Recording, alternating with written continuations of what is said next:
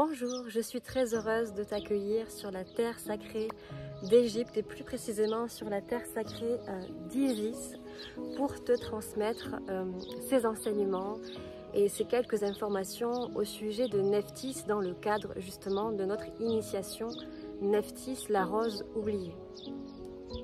Déjà, je te remercie pour ta confiance, je suis honorée de ta présence et sache que si tu es arrivé jusqu'à moi, en tout cas jusqu'ici, c'est qu'il est temps pour toi de certainement lever un voile sur un aspect de ta féminité, sur un aspect de ton histoire de femme.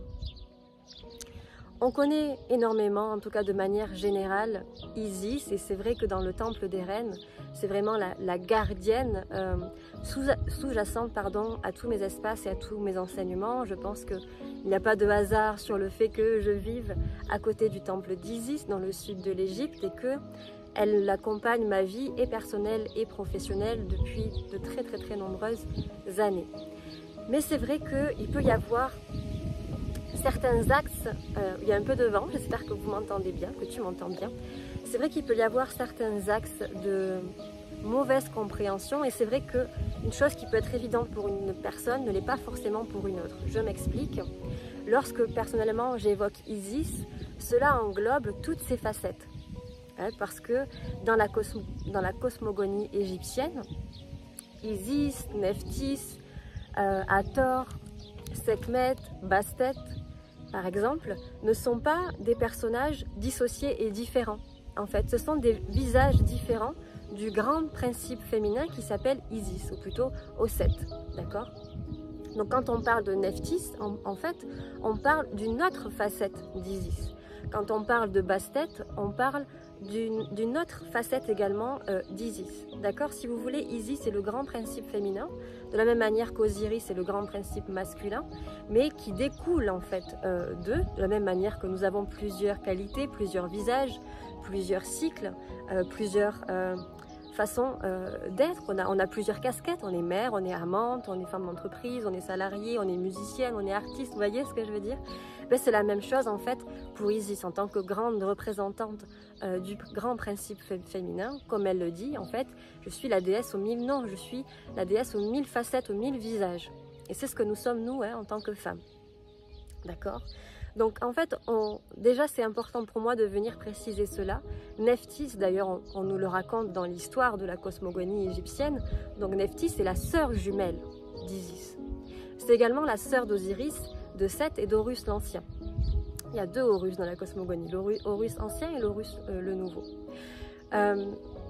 Donc en fait déjà, dans le mythe de la création, ces jumeaux, donc cette paire, ces paires de jumeaux, on vient nous raconter également que le principe est masculin et féminin sont jumeaux en fait de base. D'accord? Donc par exemple, le principe des flammes jumelles n'est pas quelque chose d'inventé ou de New Age, bien que le New Age l'a repris pour venir lui enlever sa véritable signification ancestrale et pour susciter bien des fantasmes. Ce sont des principes fondateurs en fait de la création qu'on retrouve plus ou moins différemment également dans beaucoup de traditions et beaucoup même de religions, ne serait-ce qu'avec Adam et Ève par exemple. D'accord? Donc il y a toujours un couple fondateur qui est jumeau, en fait, qui est égal. D'accord? Donc on a Osiris, Isis, Seth et Nephthys. Je ne vais pas m'attarder sur Horus l'Ancien, c'est l'objet d'une autre conférence peut-être. Donc en fait, voilà, comme je vous l'expliquais, les principes féminins et masculins sont un et puis vont s'incarner en fait dans la matière, d'accord, en personnalité ou personnages distincts qui sont Osiris et Isis. Et puis en fait, Isis et Osiris ont également leur double, d'accord, qui est plutôt le double des ombres. D'accord? Donc quand on voit Seth, c'est l'ombre d'Osiris. Quand on voit Nephthys, du coup, si vous l'aurez compris, c'est l'ombre d'Isis. Ok? Donc Isis c'est l'aspect plutôt solaire et Nephthys c'est l'aspect plutôt lunaire. Bien que moi je mets beaucoup en avant dans le temple des reines la réincorporation du principe solaire féminin, donc avec la sororité du soleil, avec le féminin royal, parce que également en Égypte ancienne, le principe féminin par essence est solaire. D'accord? Donc la femme dans l'Égypte ancienne est en fait mise en mouvement et est connectée à l'astre solaire, là où le masculin dans son principe est plus connecté à l'astre lunaire. Mais nous avons également en nous les différentes polarités et les différents astres. Ça ne veut pas dire que pour les anciens Égyptiens, la femme qui est solaire n'a pas de connexion ou de lien avec la lune. Non, parce que regardez, dans le mythe fondateur, on nous raconte que Isis la solaire féminine, Nephthys la lunaire féminine. Maintenant, la lunaire en nous, en fait, représentée par Nephthys, est vraiment un féminin, en fait, que s'il n'est pas apaisé, s'il n'est pas accueilli avec amour et avec tendresse et avec authenticité, peut devenir en fait un féminin oppresseur, un féminin manipulateur, un féminin fourbe, d'accord? Dans la mythologie, encore une fois, et là selon l'interprétation romaine de Plutarque, d'accord, donc on n'est pas à l'origine africaine là, c'est vraiment après, donc c'est Plutarque qui a écrit un manuscrit qui est encore disponible, je crois, qui s'appelle Isis Osiris le mythe ou quelque chose comme ça. C'est à partir de là en fait où Plutarque, ou à partir de là plutôt où on a accès quelque part plus facilement à la compréhension également de la posture de Nephthys. Donc Plutarque nous raconte que Nephthys, étant jalouse de Isis, donc c'est là où on voit également à l'intérieur de nous notre ombre qui est en souffrance, qui est jalouse de notre partie solaire, peut devenir en fait une certaine forme d'auto-sabotage, d'autodestruction, d'ombre, donc de jalousie, d'envie, de manipulation en nous, déjà envers nous-mêmes, d'accord? Avec cette partie beaucoup plus confiante, charismatique que nous avons, d'accord? Donc Nephthys, la lunaire, qui se laisse aller à ses passions, qui se laisse aller à sa jalousie, qui se laisse aller à son envie, va jalouser Isis parce que Isis est la femme et l'épouse du roi Osiris. Et Nephthys, en fait, on nous raconte, d'après Plutarque, qu'elle est amoureuse d'Osiris et qu'elle ne comprend pas pourquoi elle, en fait, elle doit fonder un couple avec l'autre partie de l'ombre. En fait, Nephthys, elle aspire à être en couple avec la lumière, avec le roi, avec Osiris. Ok ? Et donc, en fait, elle va tromper Isis. Ça, c'est Plutarque qui nous... Elle va tromper, oui, Isis, et du coup, elle va élaborer un stratagème pour que Osiris, en fait, ait un rapport charnel avec elle. Et on raconte également, suivant les traditions, que de cette union va naître Anubis. D'accord ? Bon. Qu'est-ce que ça nous raconte là? Déjà, juste d'après Plutarque, d'après la version romaine, d'un point de vue archétypal, c'est très intéressant. Juste pour ça. C'est que cette partie lunaire, donc cette partie ombre de notre féminité, d'accord, aspire à aller vers la lumière. Parce qu'on nous raconte que Nephthys aspire en fait à ne pas être la femme de Seth qui est en fait son parèdre d'ombre. Non, elle aspire à monter à la lumière et à s'unir avec le masculin de la lumière. Ok ?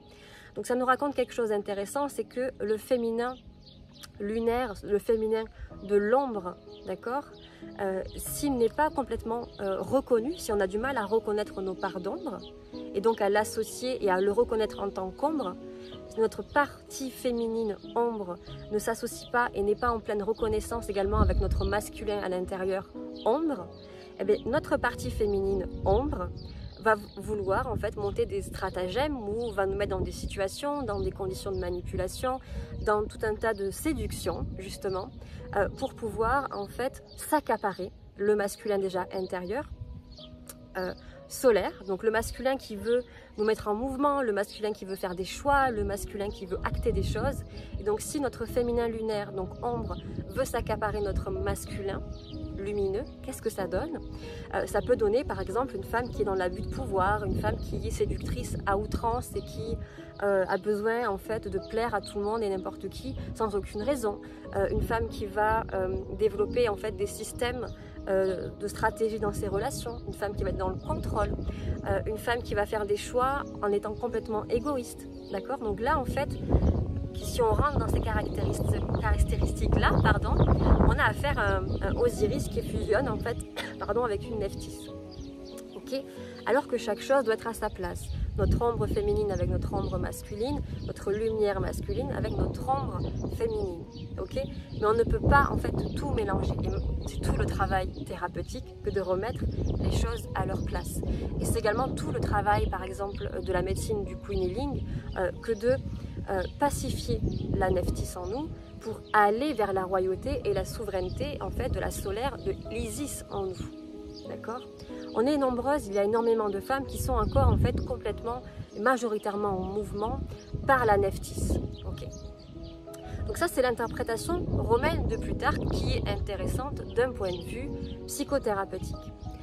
Maintenant, aujourd'hui, beaucoup d'historiens, beaucoup d'égyptologues, c'est de plus en plus en fait reconnu, on sait que Plutarque a commis beaucoup d'erreurs, comme beaucoup de Romains, dans l'interprétation de l'Égypte, d'accord? Donc de la cosmogonie égyptienne et plutôt de Kémet, qui est le nom d'origine de l'Égypte, d'accord? Donc Kémet qui signifie terre noire, terre d'alchimie, d'accord? Et donc l'Égypte est le nom romain, si je ne me trompe pas, ou grec, je confonds à chaque fois, ok?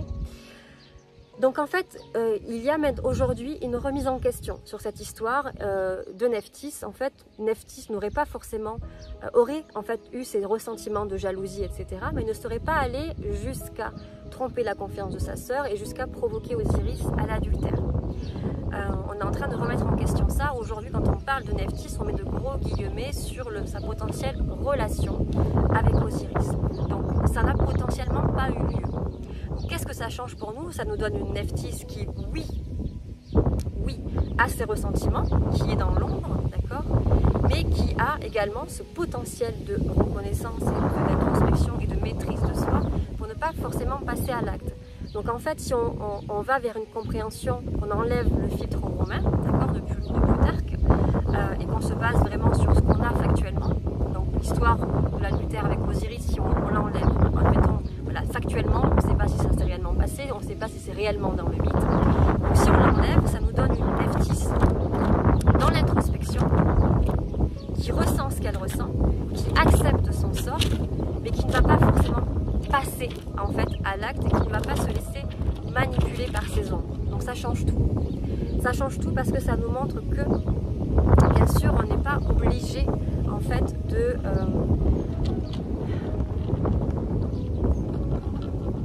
on n'est pas obligé en fait souvent d'aller au bout justement de ses pulsions, d'aller au bout de ses ombres, dire ok, je ressens de la jalousie,